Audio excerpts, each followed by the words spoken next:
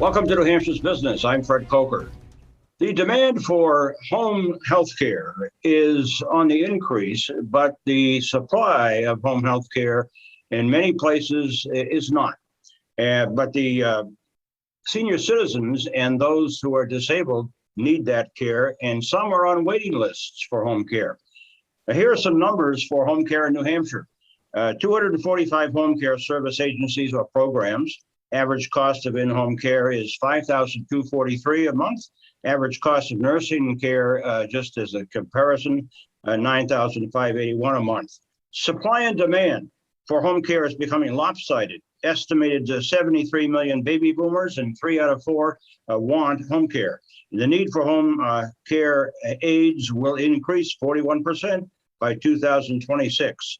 And there may be a fix in Congress. If some consensus is found, several bills would allow more home-based Medicaid, long-term care, and away from nursing home care.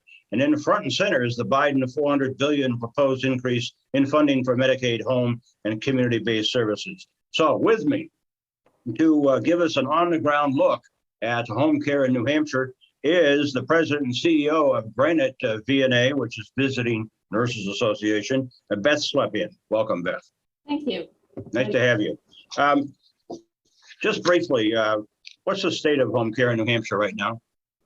So I think we are seeing, and the pandemic certainly put a little fire under it, is the need for in-home care has really expanded significantly.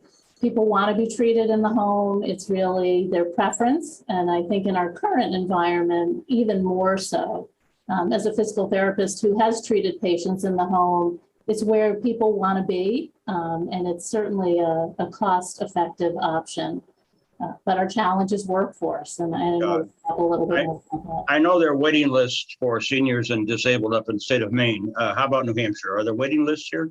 There is certainly more demand than supply. And so, we, like all of my peers and agencies in New Hampshire, do our best to fill their need, but there are definitely people waiting for care. What are you and your colleagues doing to attract what I assume is a problem getting staff? Right. So all of us are really committed to education and training. Certainly cost is a factor for all of us. Most of us have fixed payments from our payment sources. And so as that goes down and the cost of hiring and training goes up, it's a challenge for us.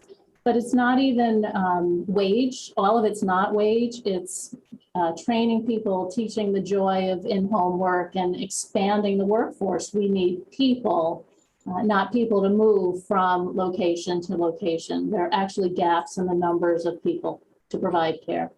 I might just make a note that Granite VNA is a combination now of Concord VNA and Central New Hampshire VNA and Hospice, correct? That is correct. On April 1st, we merged to form Granite VNA. Now, there's legislation in Congress, as you know, to provide more money to Medicaid for long-term care in a person's home rather than a nursing home, and also to provide more choice of care under Medicare. What do you need most from that legislation? What we really need most from that legislation is certainly money sooner rather than later. I think that's really important that we create innovative programs to educate, to recruit, and to really engage a workforce. And, I think creativity and how that money can be used. So is it providing benefits? It's not only about the wage, it's about the benefits, it's about education and training. And it's really about how we promote people through, professional development. So somebody could start as a personal care attendant, work their way to be an LNA, an RN. There are really opportunities to create career ladders. And I think that would really be helpful to be able to use those funds creatively to attract and retain a workforce. Right. Thanks to Beth, President Beth Slepian, President and CEO of Granite VNA, the Visiting Nurse Association.